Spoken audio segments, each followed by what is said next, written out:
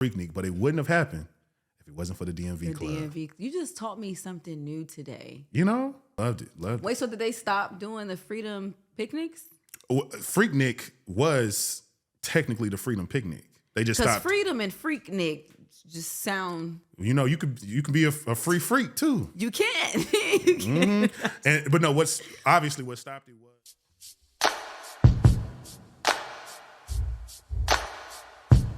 Welcome. This is the Simply King podcast, and it's your boy Rodney Perry, King himself. And you just tuned into the Soulfully Conscious podcast for humans simply being humans. And today I have a very special guest here with me. Shout out to Atlanta Basement Studios for, yet again, giving me some, some space, giving me some space in this thing. I'm going to try to, work with them a lot more in the new year. But I have here with me content creator, also therapist, mental health therapist, advocate. You heard that too? Advocate, fly person all around. Aw. Everybody, welcome Aaila Avani. Thank you. It's the full name for me. It's a good name. I'm not used to people saying my full name. It's a good name. I like that. Aaila Avani. I told you it sound like either it could be a perfume or bottled water. That's what you're thinking? No. Okay, good. I was gonna say an R&B name. I was gonna say an R&B like name. Yeah, artist. Yeah, that's artist name. Yeah, that's me. That's you? Okay, cool. We're gonna talk more about that. Speaking of songs, speaking of music, I have a new segment that I wanted to introduce. Okay. And you're gonna be the first guest to do it with. So that's special. Okay, spotlight. So shout out. Speaking of radio, who was talking about radio off mic. I actually have kind of an internet radio station, if you will, on Station Head that I do twice a week, Tuesdays and Thursdays, 9 p.m. It's called The Vibe Hour. I did see that. You post that. And it's been cool. It's been dope. It's been like a cool passion project of mine. But I thought, what's a way to get some cool cross promotion for my things? So I came up with the Vibe Minute. Love it. You see that? Smart as fuck. You see that? Your idea. So you can. Just kidding. So shout out to the Vibe Hour. You can check it out on Station Head. All the previous episodes where I literally walk you through a playlist of music based on a particular theme. Last week's theme was I did alt and blues as well as UK vibes. Okay. Yeah, alt and blues, meaning alternative R&B and UK R&B. Because it's a lot of motherfuckers over there across the pond. It is. That be getting to it.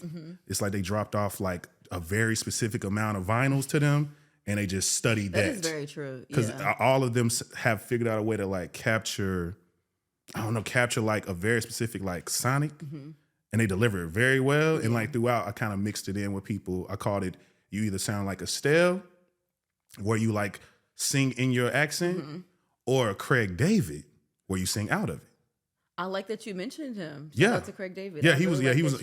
I started out with Estelle with American Boy to make that point, and then I talk about that. Then I go to Craig David 7 Days, and I say each one of these people I'm going to designate why. Yeah, I think they do that. You know what I'm saying? Because I think it's an interesting choice that they alone, can kind of do, and it works because it's not like they're speaking another language, right? Versus all these other international artists.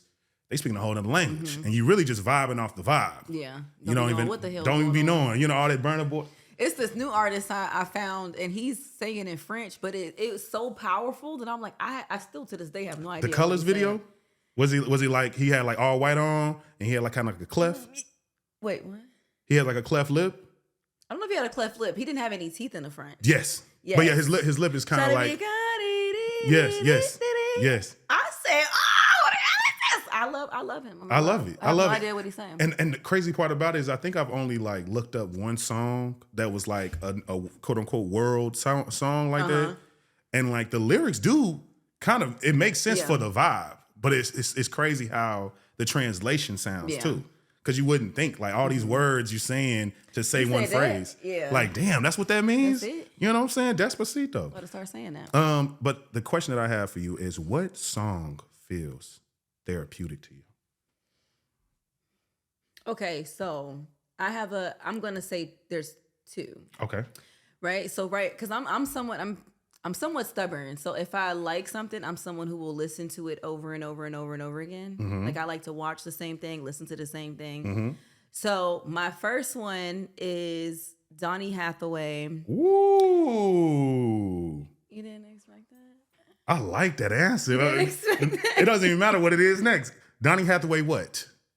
So I want to say it's a friend, and then it's also I want to say Still in Love with You. Soon I will be there. Yeah. That's the name of it. But it's Come it's on. the live version. So it's Okay. him singing it live, and it's just he's just always been such a wonderful. I've never even met this man, but Yeah, he's I'm been there addicted for a to long like that time. time frame, and I feel like at that time you have like powerful speakers who were involved in activism, but then you also had powerful singers who were singing in a very like activist type of tone, if that makes sense. Yeah. Like it was like a movement of Yeah. their voice, and I feel like he gave his all Damn. in that. Do you know, like, I think the first time I heard Donny Hathaway was, This Christmas, but I didn't know Okay. that was him. Because once I heard the song with my full awareness, I definitely realized, like, oh, I know this song. This has like been a classic. I think it was Roll Bounce was the first time I like recognized his voice and like looked up the song. The movie Robot? The movie Roll Bounce. They have, I think Song for You Okay. was in the soundtrack of Roll Bounce. Love that song. And I remember like watching that being like, who the hell is this? That voice is Like, crazy. who is this? Like, because my mom is, I grew up with a mom who definitely played a lot of old school music. So I felt like, I knew everything already. I was very much like, I knew everything. And once I heard that, I was like, I don't know who this is. I can't really place it. So literally I don't even remember how the hell I looked it up now that I think about it. Because Shazam wasn't a thing. No. Damn, I don't even remember. Oh my God. And I'm probably saying some of the names wrong Was it? I'm telling that you. I was talking about. But my other one, I've been listening to this song nonstop for the past week. What's that? It's called Beady Eyes. And I want to say, because I turned my phone off, that is by I don't know how to say his name. Beady Eyes? I think it's Sipho. I think I may be saying his name wrong. Yeah, search Beady Eyes. like B-I. Beady and then eyes. B-E-A-D-Y. Yeah. Let me I see. think it's I don't know how to say the name though. I think it's Sipho. Am I right? S-I-P-H-O. Yeah. Am So I far, right? The darkness calling your heart. UV rays might make some love to you. I don't know. I just Sipho. That's what I think. That's what I don't I know. think how it's to say that. Sipho. Let me just add it to And my things. rum.gold Hazel Chandeliers. rum.gold. Oh, Me first of all, I just fell in love with him after I never knew what he looked like. Like a lot of songs I listen to, I really don't know who the artists are, what they look like. I just love their voice. I'm And gonna I'm add- okay, I'm captivated. I'm gonna add both, and I'm gonna clip both of them into this, and that was Yes. that was the Vibe Minute. Make sure that you go and check out both of those songs after you hear this thing play. But let's get into who Aaila is. Now, where are you from? Who is Aaila? I'm from the DMV. Okay. From Maryland / DC. Shout out to Maryland. I would say so definitely from up north. I feel like I give up north vibes. We're just a different type of energy. I feel like I said that when I came in here. Our energy is just a little different. Well, that's different. If you from DMV, I feel like that hit a little bit different than saying you from like New York or something like that. Like Yeah. in terms of like culturally how you show up. Yeah, true. You know what's funny? Did you know that if it wasn't for the DMV club at Clark Atlanta University, then Freaknik would have never happened? Did you ever know that? Wait, first of all, I didn't know there was what is a DMV club? So at Clark Atlanta University, or in the AUC, or the Atlanta University Center here in Atlanta, they have clubs because everybody was, from different places. People obviously used to, find people that they already knew. Oh, you from DC? I'm from, and then folks. Okay. So people used to make affinity clubs based off of the regions they was from. You had a tri-state club that was New York, New Jersey, Connecticut. They kind of. Then I think they kind of threw Philly in there a little bit, so they was all in there. You had the it was like an African club if you was like a first generation, but they had a DMV club that's been around for decades in my school. Okay. And in the 90s, the DMV club had their first quote unquote, festival event called the Freedom Picnic at Washington Park. Okay. It did so well. It did so well. It was a hit. North. It was a hit. So they kept doing it, and it kept getting bigger and bigger and bigger to the point to where people shortened the name to Freaknik because of what was happening. It just sounds so different though, because it was Freedom Picnic to Freaknik. Yes. So Two different vibes. during that time, this was the height. So we talking about like 94, 95. Okay. Kind of like between 93 to about 98 is around the time that these things, anything Freaknik related probably happened. At that time, you had Naughty by Nature that had a house on Parsons, which is down the street from where we are now. Didn't know that. Okay. And Naughty by Nature, obviously cool with people like Tupac and everybody else at that time. So you can imagine in terms of the music, in terms of the time, this is the height of Uncle Luke. This is the height of, all these various things. Hence why that's the music for Freaknik. That's why that's the time for Freaknik. But it wouldn't have happened if it wasn't for the DMV Club. DMV. You just taught me something new today. Like, I like the DMV. I love the DMV. I've only been to DC. I've probably flew into Virginia. Okay. I'm barely ever in Virginia. Yeah, I probably flew in Virginia, and I've been to DC like once and loved it. Wait, so did they stop doing the Freedom Picnics? Freaknik was technically the Freedom Picnic. They just stopped. Freedom and Freaknik just sound. You can be a free freak too. You can. You can.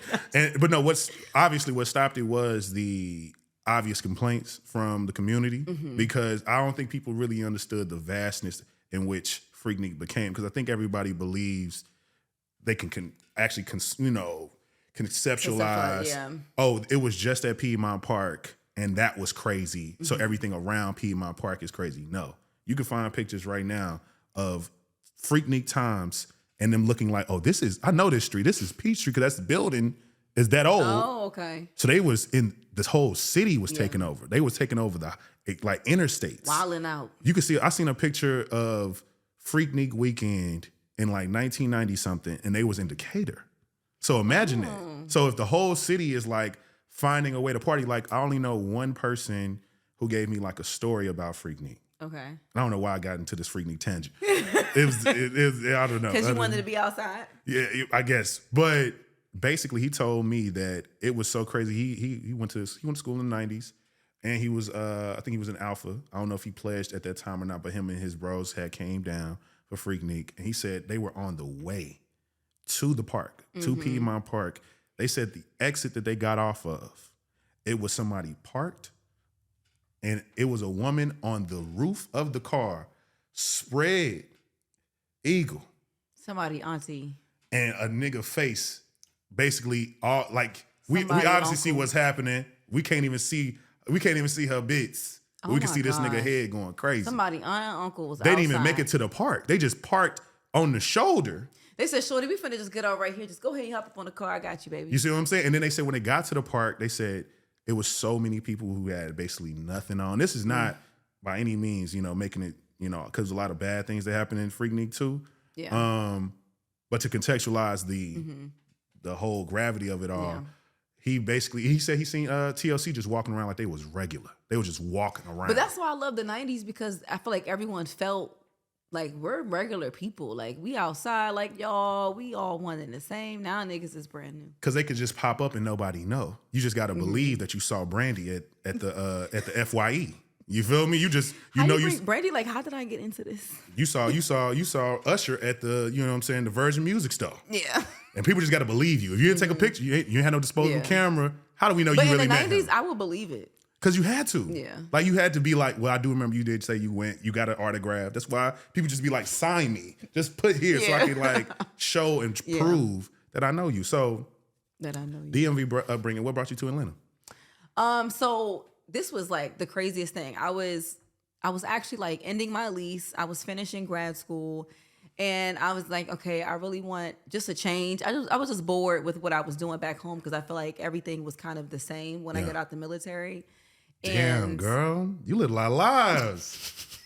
You live a lot of lives. It's the damn girl. I would not have placed you. And you know what? Everyone says that though when I say that. I should have known by you got a good little, you know what I'm saying, brush down. Cause you know y'all good with them buns. That's crazy. That's a good indicator. Y'all good with them buns. Cause y'all can pull That's it a on wild back. statement. Y'all can pull it back. You're right. But I didn't have any hair. I actually had cut my hair off. For real? Well, And that's I had convenient. like a little curly bush. Okay. And they all thought I was a stud. It was the weirdest. It was the weirdest time of my life. I can imagine. I was like, I'm not a stud. Why do y'all think that? Because my hair is short. But I'll cut you off. You were saying after you got out the military.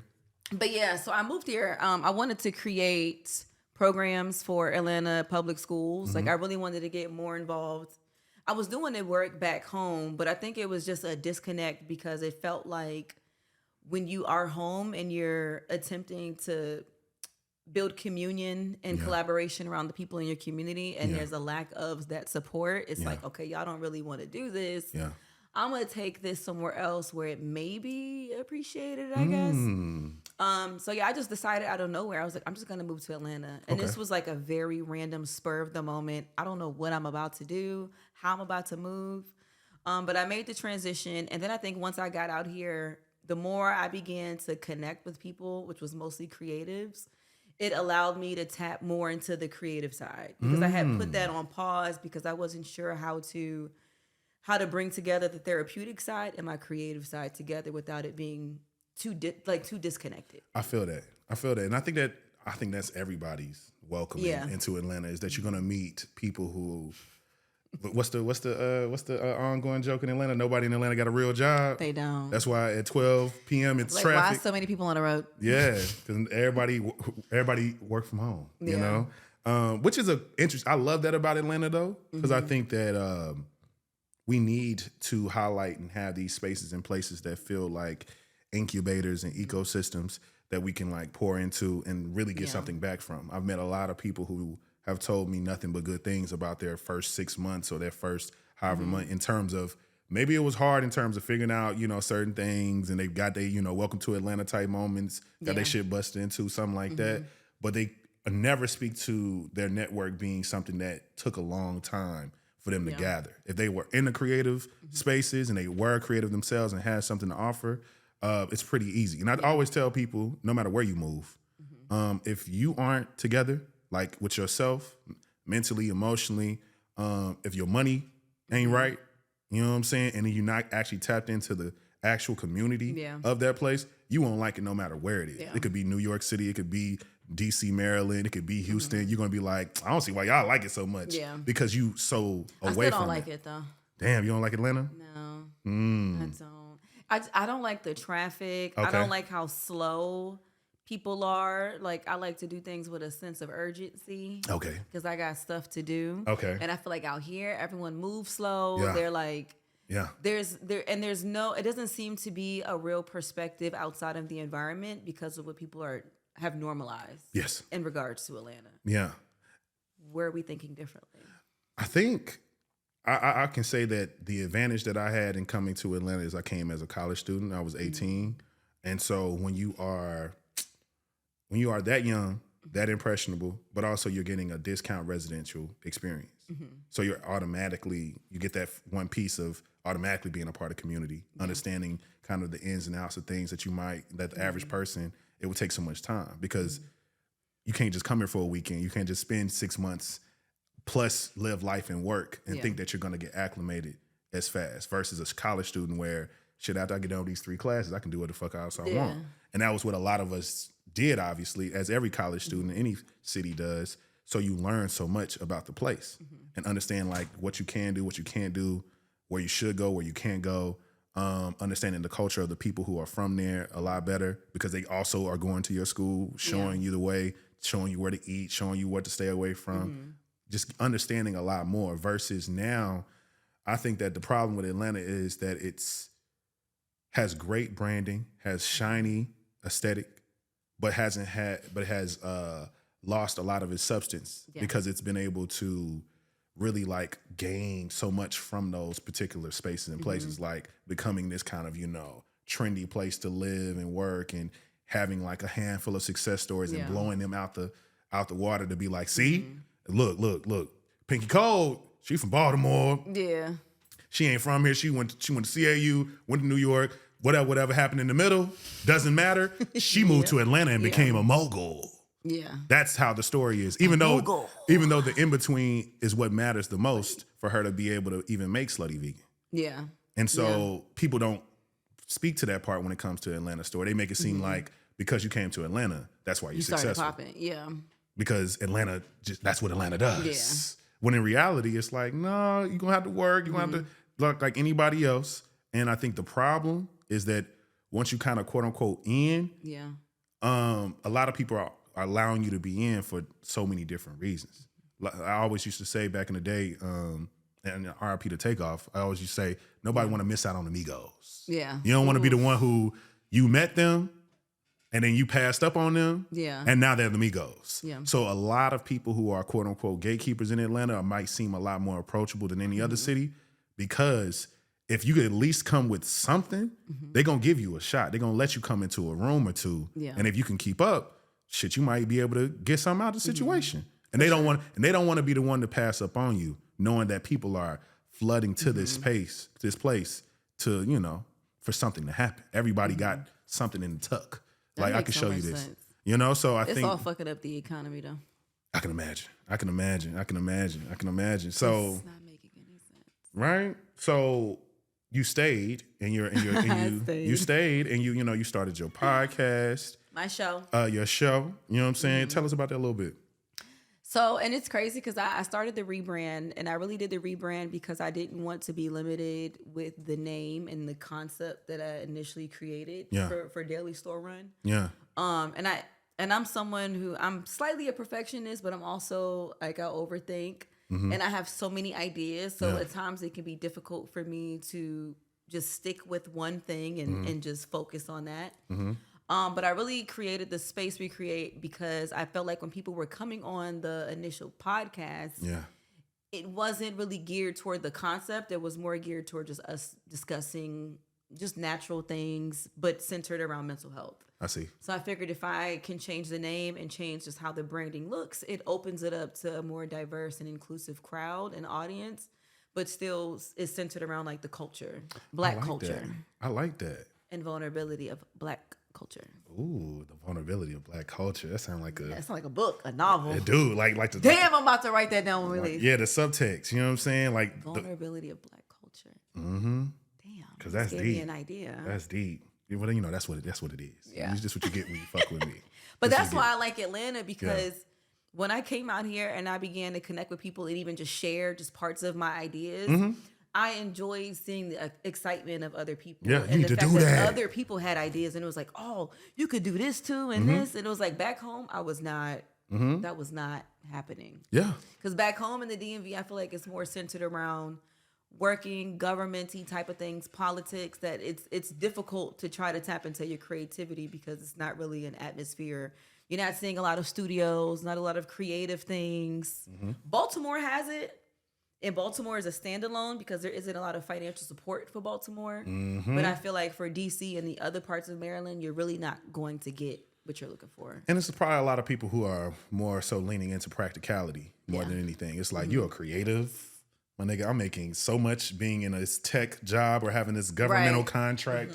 Why are you doing this? Why are you doing this? You know what I'm saying? Yeah. I was literally just talking to my best friend about the DMV and how like it's a peculiar place because unlike Atlanta, you can meet, I think so many women can meet a man in Atlanta and he just wants to take care of you. He can want to da-da-da. Yeah. In the DMV, that man might exist, but he also cares about what the fuck you do. Yeah. Like, how are you making money? Yeah. You're a what? That's crazy. You're a bottle girl? You're a bottle girl. I can't take care of somebody who barely could take care of themselves. You probably couldn't even handle. I can't take care of somebody who be in a club. Like it's like, no, I need somebody who got a 401k, a pension, and they got some shit to lose. Long money, yeah. Because you know what? I actually just seen this. I think it was like a top 7 Black cities where Black wealthy towns or cities. Okay. And I believe 4 or 3 on that list were in Maryland. Yeah.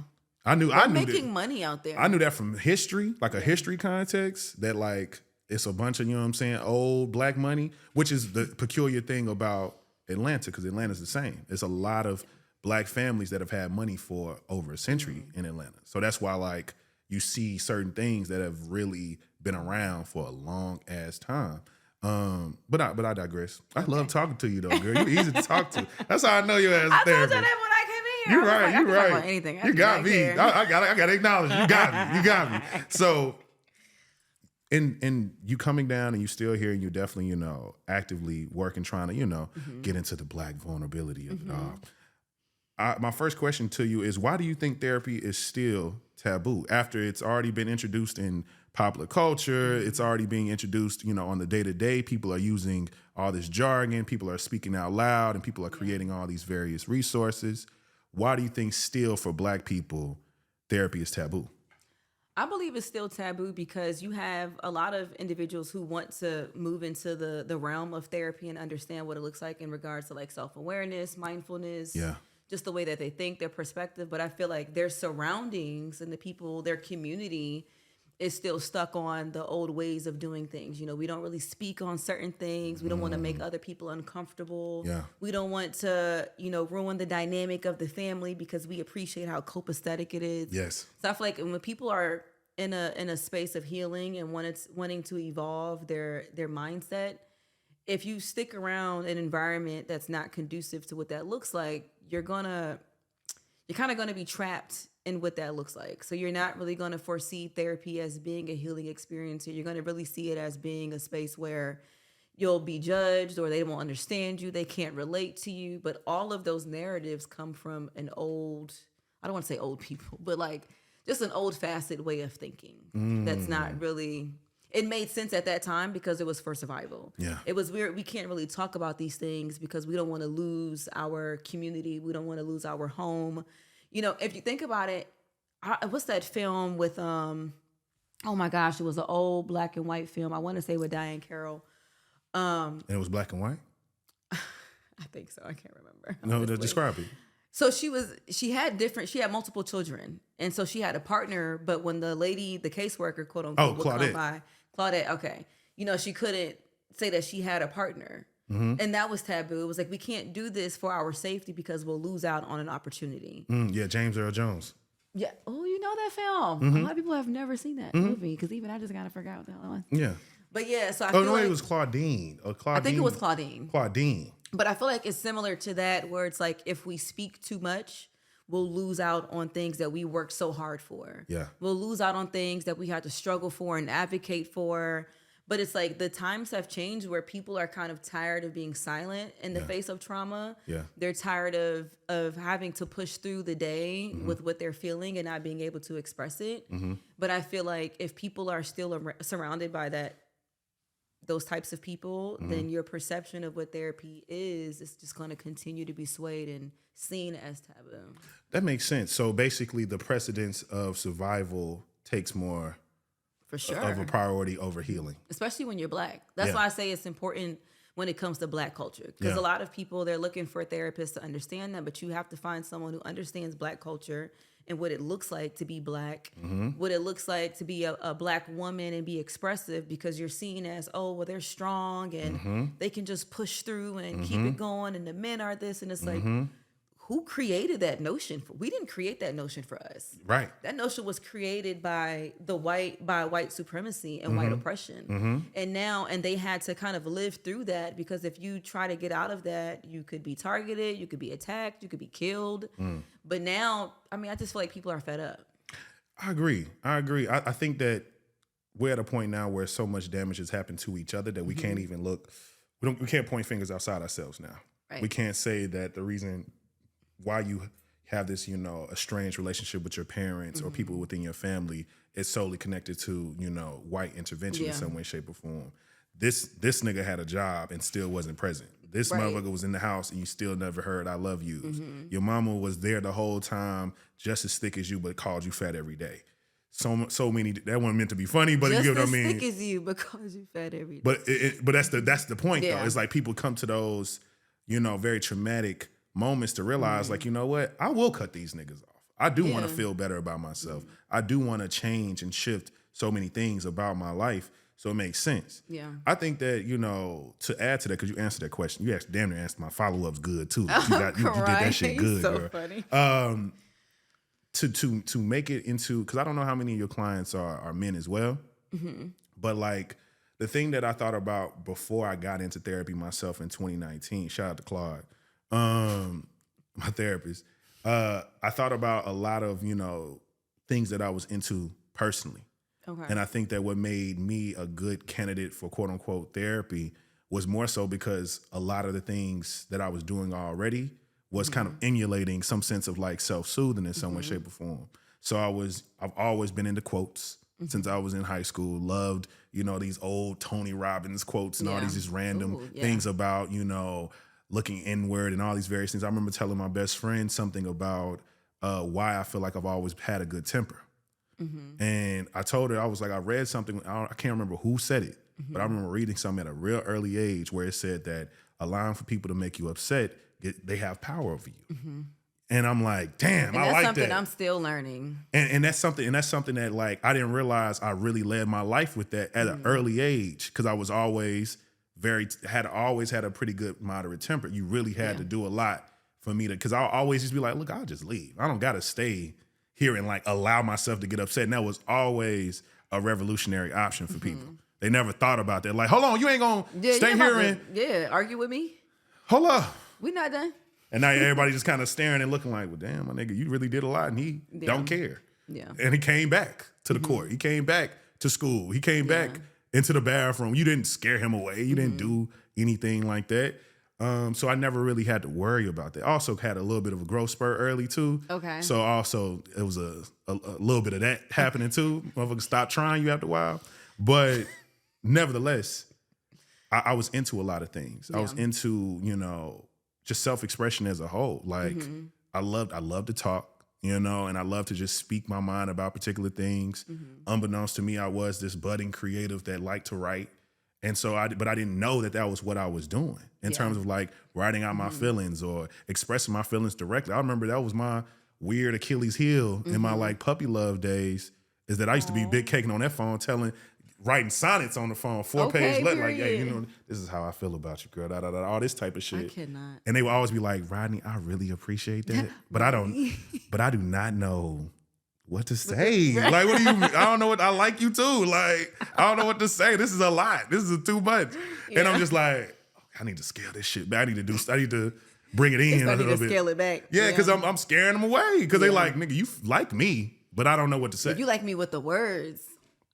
It was too much. Yeah. You know what I'm saying? Especially when you like well, that it young. wasn't too much. It was, the It time. wasn't enough for that. Yeah. For those people. For those people. Yeah. So once I got into therapy, it felt so good to me because of the validation of like what I'm thinking about myself isn't crazy, isn't, you know, out of the norm, because all these irrational thoughts, you don't know if anybody even shares these things. Because I went in on I started out with a very simple thing, and I was like, I got financial anxiety. Yeah. The day that payday and the day my shit about to go into the negative feel exactly the same. Yeah. I don't feel good when I get money. I don't feel good when it's going away. Yeah. So I don't know what do I do with that? That doesn't feel right. What's the emotion behind it? Yeah, why do I feel that way? Why don't I even feel an attachment to these earnings? Why don't I even feel an attachment to figure out a way to sustain them? Yeah. Because I just believe they're not mine. Like, it doesn't matter. I'm gonna have to just pay for bills. I'm gonna have to just work always anyway. So why would I even be motivated by money? Right. You know, if it's never really mine. And just from that simple thing, it attached to my own self-perception, my sense of worthiness. Who taught you about money first? Oh, your mama. Oh, okay, let's talk about your mama. That's exactly what I thought when you said it. See that therapy mind. That therapy mind. And for me, and I think I've said this on the podcast before, you know, the introduction that I feel like I had to money was, oh, my mama makes money because she has to pay bills. That's what the resource of money is, for bills. I didn't have any other context because that was what I always heard money being brought up about. Yeah. It was either not enough or this is for the bills. Yeah. It was rarely ever. You didn't learn that money could be used for luxury or pleasure. Hell no. Yeah. Hell no. And the things that were luxury to my mother, I had no attachment to. So her buying this big ass piece of furniture, her spending extra to have a certain type of thing, her running all them errands and coming back with her nails and hair done. I didn't know what that meant. I didn't understand. Yeah. You know, that was what that was. All I knew was anytime I would ask for certain things or want certain things, but have the consideration of like, damn, can we even afford this? Yeah. You shouldn't be thinking about that at fucking 10. Yeah, at all. You know what I'm saying? You should just ask for the PlayStation. But that's a lot of kids, especially now. But because I already had that as a context, I stopped asking for shit. Yeah. You know what I'm saying? I became a real, look, Mom, you know, just give me this. But that changes that part too, to stop asking for stuff. Yeah.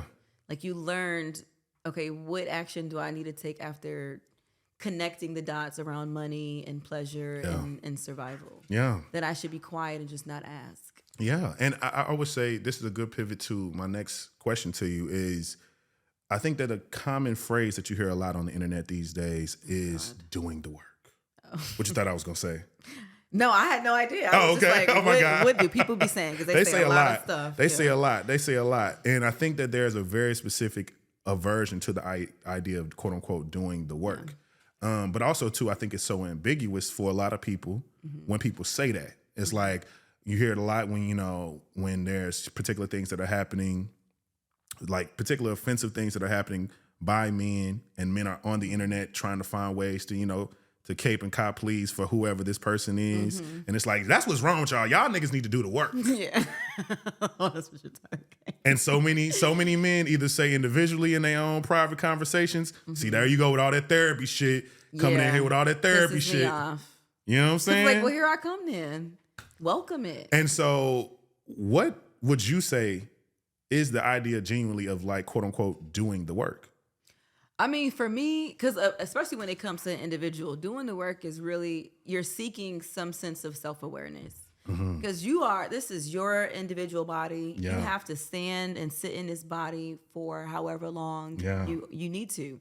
So why would you not want to understand your entire existence? Why would you not want to understand the impact of the trauma that you experienced? You know you experienced trauma.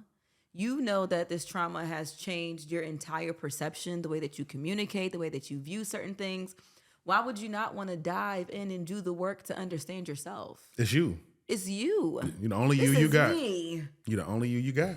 But to me, that's really what it is. It's like I'm willing to take a step back and take time out for myself to figure out, okay, how did my mom impact me? Yeah. In what ways do these things make me angry? Yeah. Why do I cope? Why are these my coping skills instead of these? Yeah. Like, why do I indulge in this? Why am I okay with being around these people, but I'm uncomfortable with being around people who challenge me? Why are these things normalized for me when I know it's unhealthy? Because I'm seeing the life that I want. I see it on social media. You see it in real time. Like, you know what you want. People. But you know people who have the life. You have the environment. Like, you're around people who can motivate you to doing that. But that makes you uncomfortable because it's all fear-based. It's scary to have an idea of who you could be and what it looks like, and to know that you're that close to people who could get you there. Yeah. But it's like, fuck. I would have to be someone new in order to embody that. And I don't know if I'm ready to be someone new because this is comfortable. I'm used to this. I know what to expect. It's normalized. But when you find beauty in the things that you tap into when it comes to yourself. Yeah. This is your body. This is your body. This is your mind. This is you. This is you. I love that. That's a good way to put that one. And I would add to say that I think that a big aversion for men that I've noticed in myself, as well as other men who seem to really push back on the idea of, going to therapy or doing the work, if you will, is that so much of our factory settings, if we just allow for the doctrination of the world, is accepted. Yeah. So once you start to have that awareness, you then realize what the quote unquote side effects or byproducts are of you going with and opting in to these various things that are already predisposed for you. Like these are already predetermined. If you just follow this path, you're going to get something out of it. Yeah. Something's going to happen. Somebody going to want to marry you. Somebody going to have your baby. Somebody going to give you a job. Yeah. But also, you're probably going to be anxious the whole time. Yeah. You're probably going to be disrespected a lot. You're probably going to allow for way more than you need to. You probably don't even understand how to spell the word self-avocation. So you're going to allow for a lot, but you're going to get everything that you think that you want, because you're opting into this thing. Yeah. So once you start to peel back the layers and become aware, it then like sullies your normal experience. So now chatting and talking to women is different because now you're worried about how they're perceiving you. If you're coming off too strong. Now, the way that you're talking amongst your boys and when you feel like everybody's cutting you off or you feel like you're not really being heard or seen or nobody really cares when you tell them that you're not having that you're having a bad day, all they really do is try to give you some type of advice. Yeah. You realize like, no, I kind of just want to just chill. Can we just stay in? Yeah. And it's like, no, nigga, you need to go see some ass. That's gonna make you feel better. That's all you need. Fuck Crystal. That's such a guy. I don't want to say all guy, but that's such a But that's normalized. But that's normalized versus like, no, but I kind of want to call her. I kind of want to stay in. Yeah. I kind of want to be with myself, be in my feelings. But none of those things have space. Yeah. And I think that I feel like, nothing is an anomaly. And I think I got to where I got to in terms of like accepting to do the work and also accepting the unfavorable parts of myself to understand like, oh, I do have control. Like I am in control of this. Yeah. And I've allowed for myself to just be on autopilot with so many parts of my behavior, and like learning about those bad parts or them things that I discovered. I was like, I do not like that I do that. Yeah. And that is not what I would describe myself to be, but that is exactly what I've done. But it's just being accountable. And because we're not, my biggest thing is that people feel like when they make mistakes or they do things that are unhealthy, that it's they beat themselves up and it's like, I really don't like that part. But it's like, it's okay. Show yourself grace because that part derived from somewhere. Something. You weren't born in, well, some people are, but you weren't born into that trait. That trait came because you had to experience something more than likely as a child. Yeah. And that it was easier for you to adhere to that trait in order to survive that moment. Yeah. So like a lot of people that I meet are very, I would say like the attachment styles. They're very avoidant attachment because they were in an environment where they were being dismissed or rejected or ignored. So they learned to just be quiet. Yeah. They learned to not really speak up for themselves. They learned to not express their needs. And as adults, it just became something that they were used to. Yeah. So if they meet someone, then they're like, no, I want you to tell me what's wrong. Yeah. It's like, what do you mean tell you what's wrong? Nothing's wrong. Right? No, tell me what's really wrong. That's so real. You reminded me of something I said to my mom the other day about like, I was like, Mom, it was this thing I learned in psychology class once about, it was like giving the reference of how you can learn what type of adult a child is going to be based off of potty training. You ever read about that or heard about that? Never. It's like something to the effect of like a child that quickly learns how to potty train may be a unorganized adult versus children that take a longer time to potty train properly are more anal adults. Like they need things to be done in a very specific way. And like that particular moment is what they're kind of like trying to tie together as because you taught them this is how they learned and this is how they behaved when trying to learn something that's for them. This is now how they project themselves off to the world. I mean, I can see that being for a lot of things because a lot of parents, I mean, what their children learn is based on their sense of knowledge. So a lot of times I don't like put it all the way on them because I feel like a parent, they're only going to know what they know. And a lot of parents, they aren't aware of the developmental stages of children and like what you should do first. This happens, then this happens, then this happens. Yeah. So a lot of parents end up behind, which leads to children being behind. But I would say you can definitely tell just based on how a parents in general. Yeah. How they communicate with their child, the space that they create for their child to be expressive. I think that's bigger than potty training and feeding and all of that. Because you're teaching your child how to be vocal. Yeah. You're teaching them how to advocate for themselves. You're teaching them how to stand up for themselves and how to stand up for other people. And that leads to children to becoming adults who are leaders, who are self-sufficient, who are just very generous and considerate types of people. But those are the types that end up coming across people who aren't there. And then that's where that disconnect, because we attract the opposite a lot of times. That make a lot of sense. Another thing that I think I see a lot of days on the internet is also the reckoning of people pleasers. I don't know if you've been seeing it a lot more lately. And also the explanation of why women aren't quote unquote so attracted to the good guy.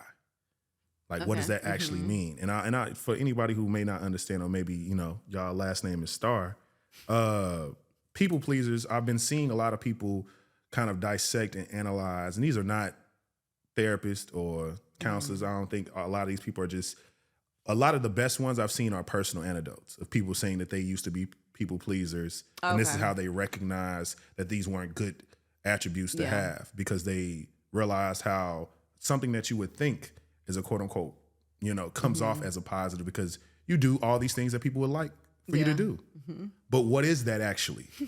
You know, are you actually trying to control people? Are you actually trying to do all these various things? You know what I'm saying? And I think that, what do you think about these terms that are now being dissected? Because I think it's coming from a space from a mental health type of space where people are becoming more aware and realizing that this isn't something that they should actually attach to themselves. Because usually it was just a trait, like, oh yeah, I'm a people pleaser a little bit, but that's it. It wasn't ever any other thing. But now it seems like there's way more dialogue about do it. that. Yeah. Have you came across that? Have you seen anything? First of all, I know a lot of people pleasers. I know a lot of, even in like with my work, with personal life, with romance, I've come across a lot of people pleasers and people who are very passive aggressive, which are very connected. Really? Because when you're passive aggressive, it can be uncomfortable to be very direct. So you may people please so that someone else isn't uncomfortable. I see. So that someone feels good about the information that you give them, and you just gave them just enough to go about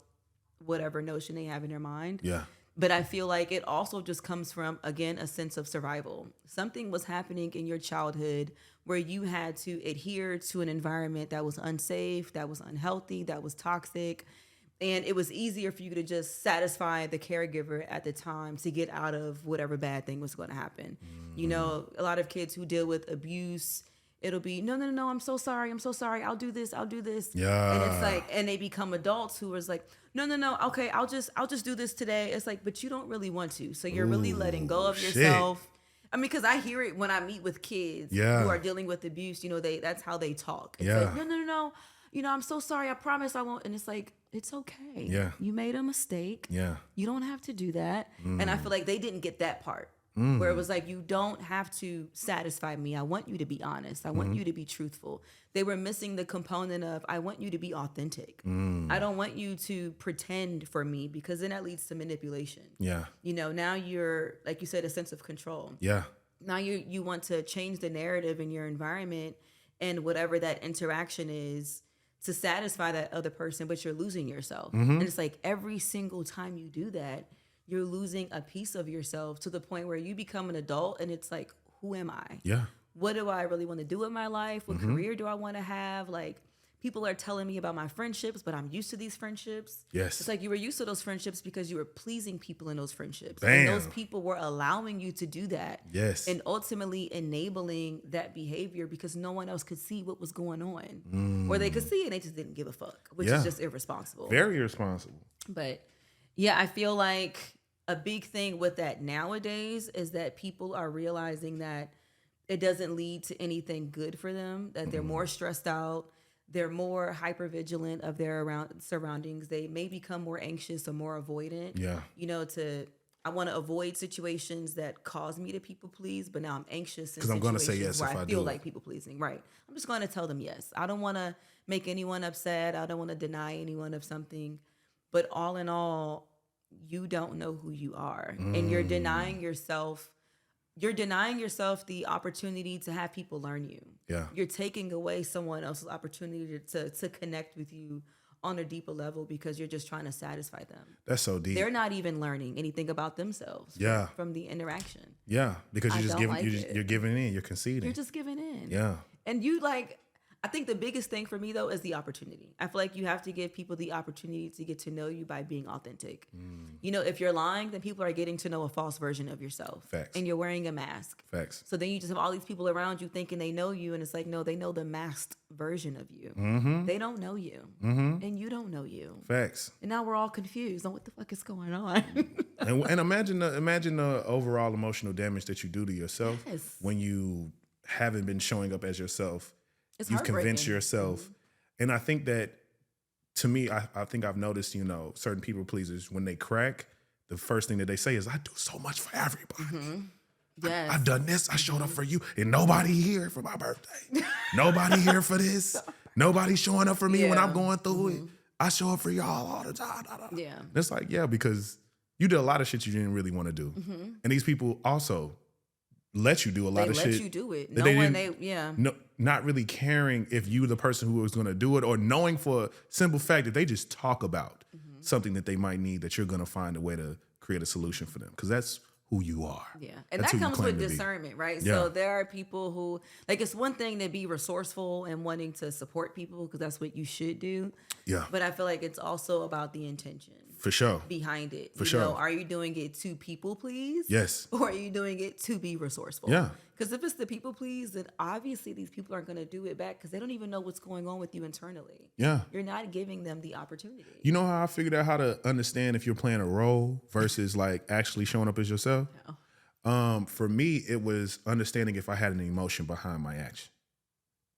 That was the thing that kind of like cleared it up for me, because I realized when I was in relationships, it was so easy for me to just be boyfriend, just turn it on. Yeah.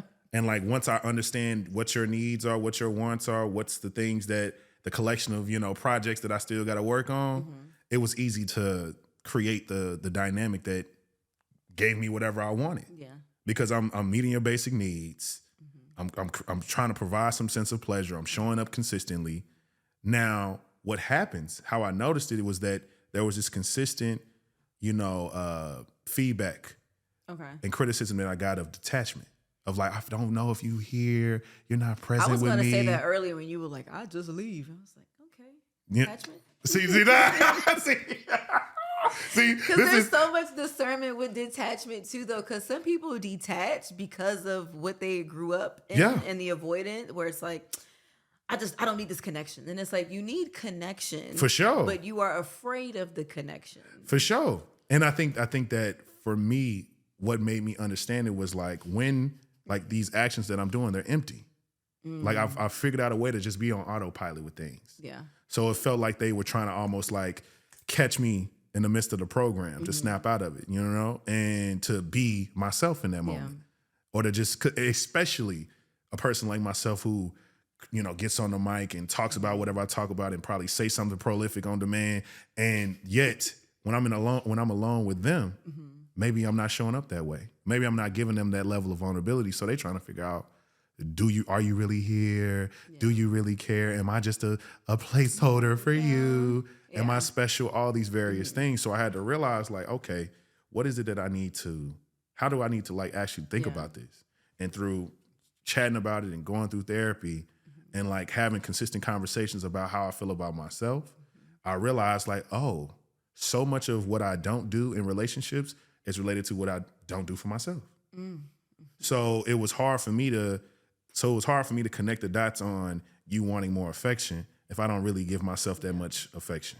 If I don't really like talk to myself in these affirming ways, why would I give it to you?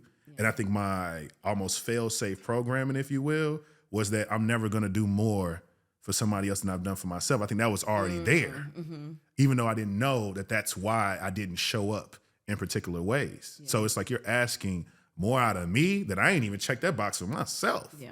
But not understanding that was what the rigidity was. It was like, what's the problem? Like, the way that I was working. Yeah. Why it ain't working now? What's the problem? It's crazy because I've been on both ends of that. But it's, even as a therapist, you like, but like, because sometimes you freak for real. Because people be like, she should just be doing everything perfect. Right. It's like, absolutely not. Yeah, y'all regular people. I just became a therapist not too long ago. But like on the end of, oh, I need this person to show up for me this way and this way and this way, especially when you're doing it for yourself. Yeah. Because that's the difference. It's like if you're doing it for yourself, you you desire that other people, that it's mutual. Yeah. You know, it's a reciprocal relationship that you have with people around you. For sure. But then we do tend to forget that, okay, just because you're doing it for yourself doesn't mean that someone else that you care about or you desire to be with is doing that for themselves as well. And that's where we have to connect the dots, where it's like, okay, I am asking of too much for this person, and I kind of have to let them have the space and the freedom to just figure it out on their own. But that's difficult. That's real difficult. Especially when you don't figure it out, because you don't really... I hate the thing on social media where it'll be like, stop meeting people who do this, or stop dating people who do this and this. It's like, you don't know that until a couple months later. You don't know I didn't intend to meet somebody who was like this. I had no idea they were like this. Facts. You don't realize it till like month 3, 4, 5, or 6. By that time, you're emotionally invested, you're involved, you want it to work, your representative is dead. Yeah, like what the hell I need you to get it together. Yeah. But I feel like if you have that relationship where it's like, okay, I know what I need to do for this person, and I know that I haven't done it for myself. Yeah. Where can we meet in the middle and collaborate and be a team and be like a real partnership? Because I feel like people forget that just because you're in a partnership or relationship doesn't mean that everything is going to be right at that time. Yeah. Because you're always going to go through stages of change. You know, I may not want to dress like this anymore. I may want to change my whole look up. I may want to be in a different career field. And now you have to engage with me in the spaces of my own change. And I have to engage with you in the spaces of your change. Yeah. So we're going to be relearning each other through all of these phases. Yeah. What I'm doing in the beginning with you is going to set the tone for me to know if you're going to be on par with that or not. Facts.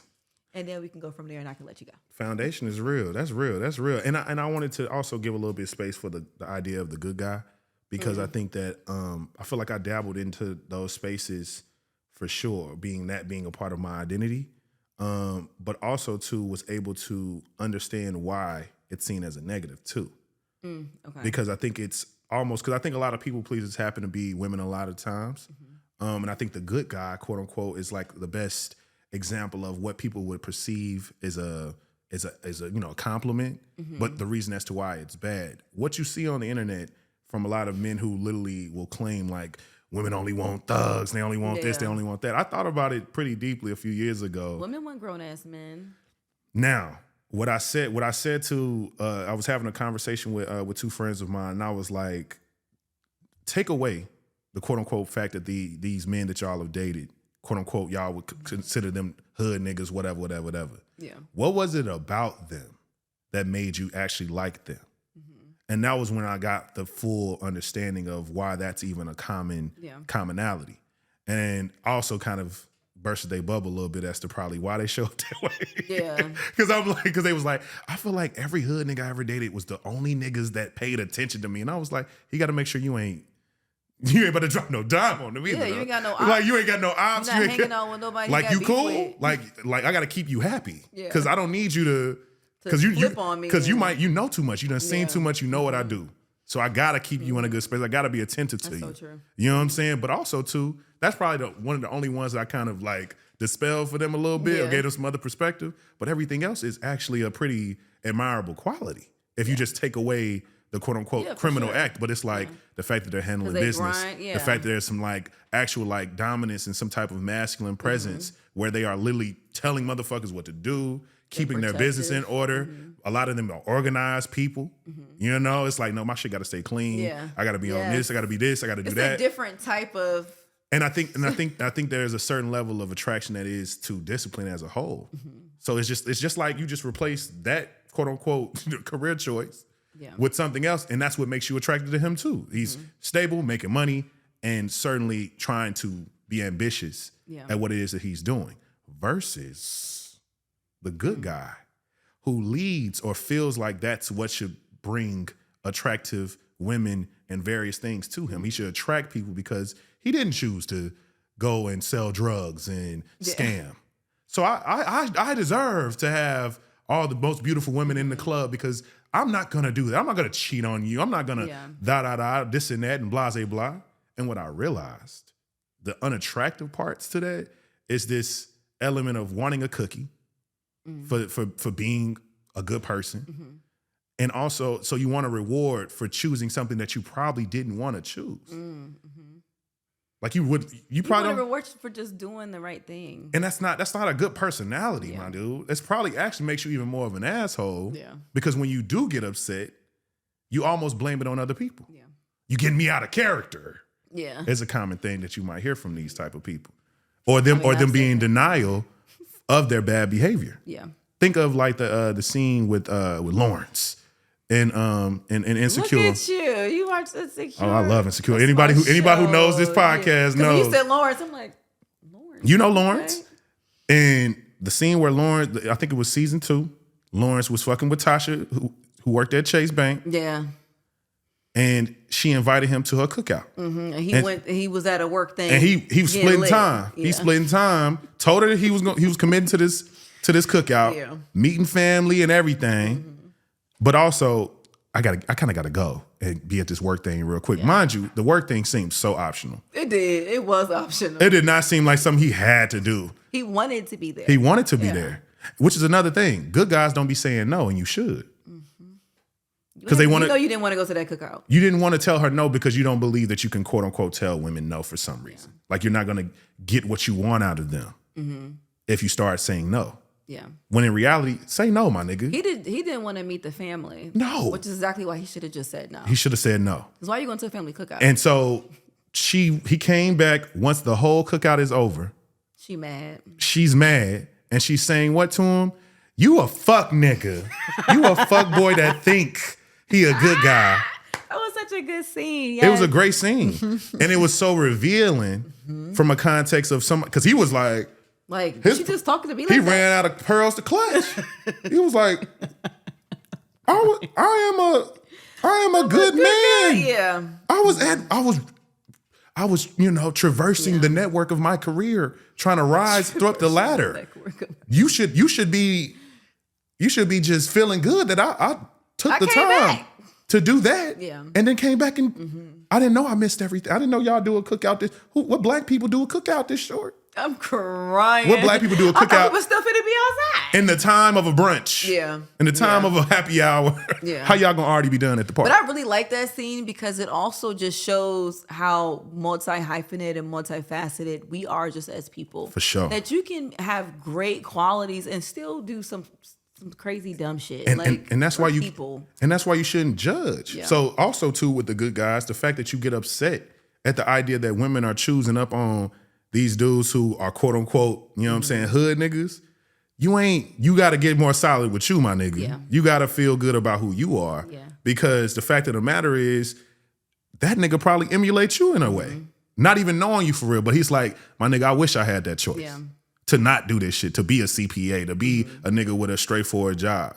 You know what I'm saying? I'm really doing what I'm doing so that I can hopefully do enough so that I can let this shit go. But I started doing this when I was 13. Yeah.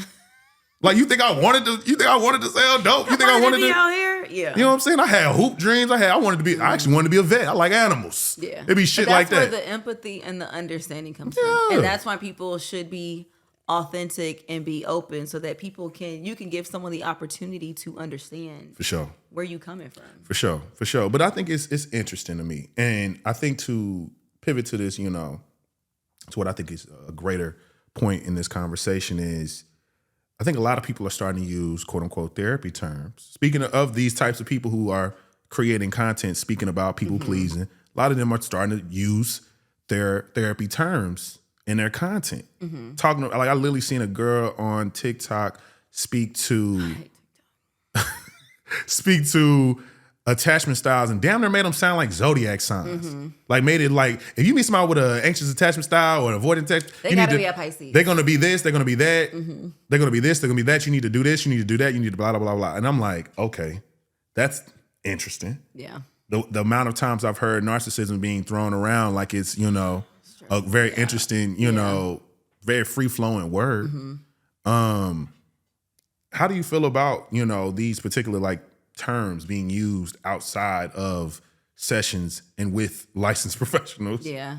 I feel like it's definitely socially irresponsible because because I hear narcissism online a lot, and like I know what it means, and there's different types of narcissism, and I think that especially when people use that word, they're really looking at the traits around narcissism, sure. and that people can possess a lot of these traits, and they could stem from like their trauma or their environment. Because if you grew up not having or not experiencing something good, you may become an adult who you attach yourself to the good things that you do experience, and it could come off as, oh, this person is narcissistic because they're controlling and they need this. It was like they probably feel that way because they had no control before. And so it's not that they're narcissistic, it's that they have this trait and it's really for survival.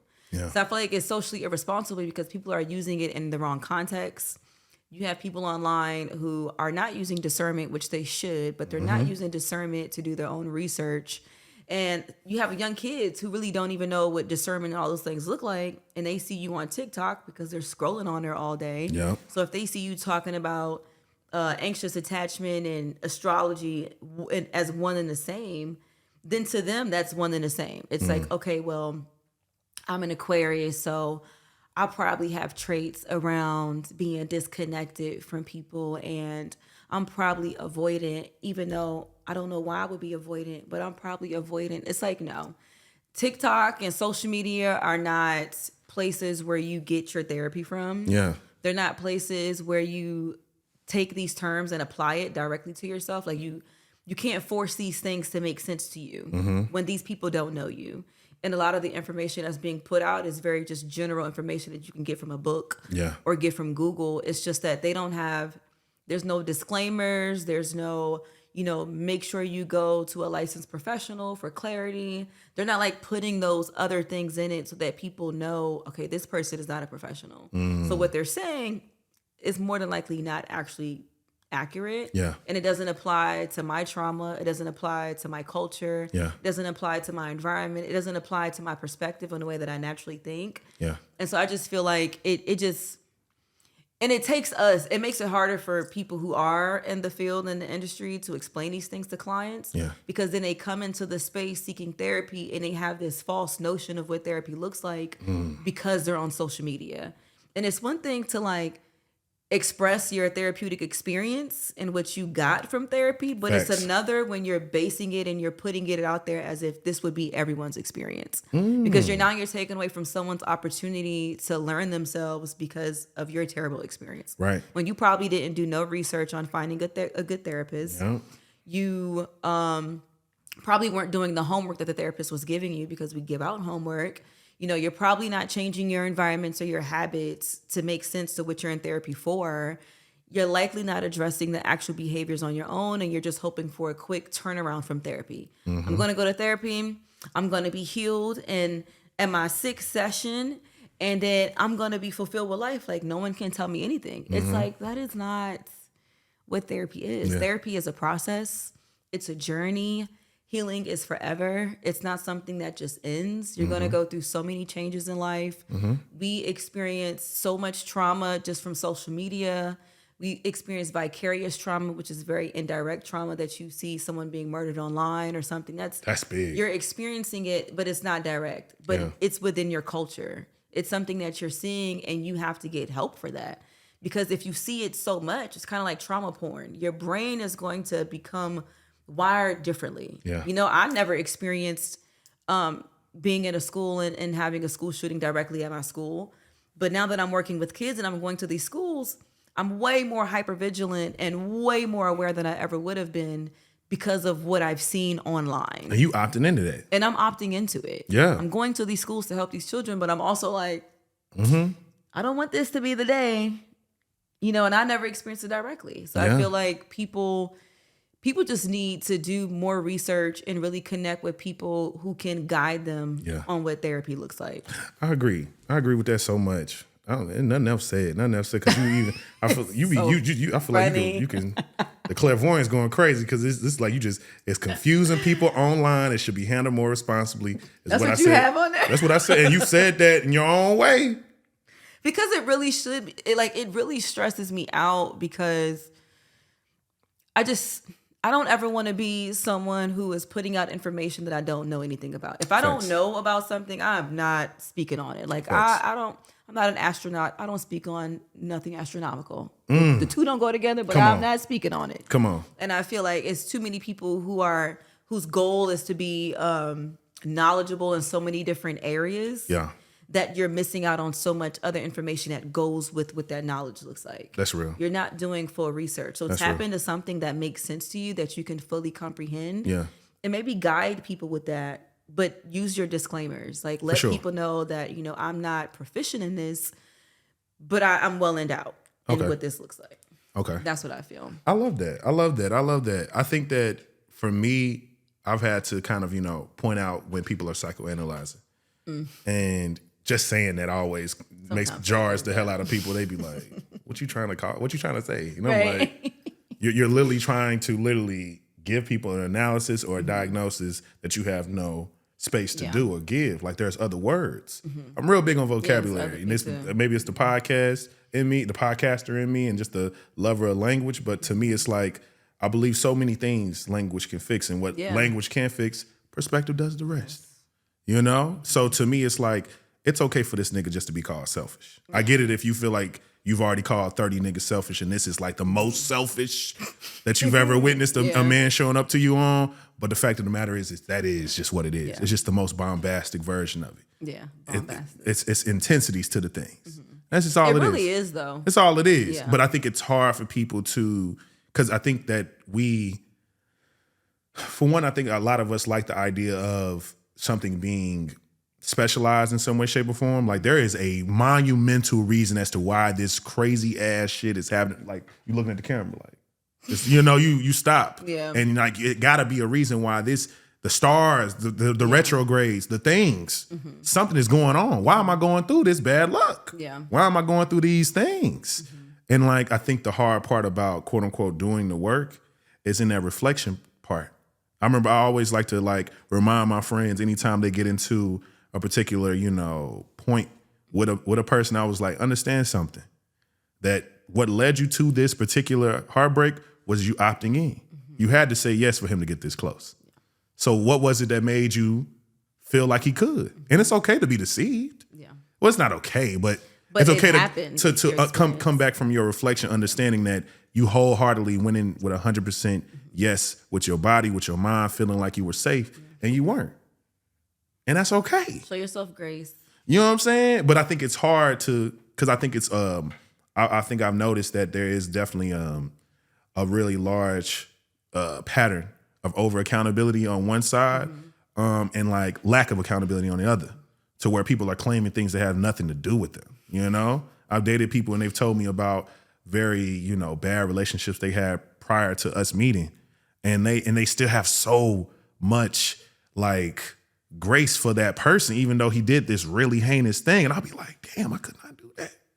If that same thing happened to me, it ain't like I'm gonna sit here and still be hating this person, but I would not be speaking in a way of like, well, I did do this and da da da. Oh yeah, I wouldn't do that. You know what I'm saying? Show grace, but don't dismiss or invalidate. Yeah, it's like, no, you didn't deserve that. You can say that part. That is true too. Regardless of you feeling like, well, I feel like I played around with him. I shouldn't. I'm like, we can contextualize these things. Like there was an action reaction, so many different things. I love that because that's my biggest thing. Yeah, the action reaction. Yeah, and a lot of people will instigate negative things because of their fears, and they instigate these things so that people can confirm and validate whatever wild perceptions they have about themselves and their experiences. I think I want to make this last question that I have to you my send it on. Now, my send it on portion of the episode is my call to action. So when you hear this, cut, there's going to be some nice, good D'Angelo instrumental behind your voice. Okay. That's send it on from the song. Okay. And it's my call to action, and it's just some type of actionable question or something that you can give to the people perspective, whatever it might be. And the question I have for you is, how does a friend, a spouse, a parent, a sibling support someone attempting to work on themselves? I would say just create a space where that person can come to you and express themselves authentically. I feel like the greatest gift you can give someone is the space to be themselves. So if you know that someone is going through a journey of healing, or you know that they should go through a journey of healing, I feel like asking them questions about themselves that could spark insight or just spark them to say, maybe, I never thought of that. Maybe I should look into this. I feel like that is the greatest blessing you can give to people, because a lot of times people are very lost in what their healing journey looks like, because they don't have people that they can go to for support. Kind of like people who record themselves crying on social media. It's like there has to be a lack of support or a lack of understanding from your community and what that looks like. So just offer people space to be free. 'Cause we all want to be free. I love that. Like, that's so true. Liberation is real. And I think it's a human desire. It's a deep human desire that we don't give space to enough. But the idea of us not working, of the idea of us having control over our time and destiny, I think that where that comes from. And I love that you, I don't know if you noticed, but you kind of tied in your podcast name into that answer. I like that. I didn't even realize that. You did. I'm gonna get it to you. That was good. That was genuine. Genuine. I really did. If you will. I appreciate you. I appreciate you for giving me your time. Shout out to Ashanti Mayo for her being on your podcast and that being how I discovered you in the first place. Love Ashanti, love her voice. Yeah. So glad that she was, able to share that with you too. And I really, really want you to make sure that you tell everybody how they can tap in with you, keep up with you, all the things. So y'all can follow me at Who Is Aaila. Come on. Y'all can follow the show Space We Create Pod, which will be changed because it's a show now. Okay. So ignore all of that. But yeah, tap in with me, Who Is Aaila. If y'all have questions about therapy, resources, DM me. I'll give you whatever I got in my toolkit. Okay, great. I love that. You can find all those things in the description of this particular episode. Also, too, make sure you follow me. If you don't know, you should know. Everywhere at Kings_Memoirs. I appreciate y'all so much for tapping in with me. A lot of great things coming into the new year. I'm excited about the new year. So fuck with me. Make sure if you need any assistance with your own creative production or digital marketing, you can hit me up and go to my website at www.lifeisking.com. And I appreciate you. And check me out later. This is the Simply King podcast, your soulfully conscious podcast for humans, simply being humans. Peace.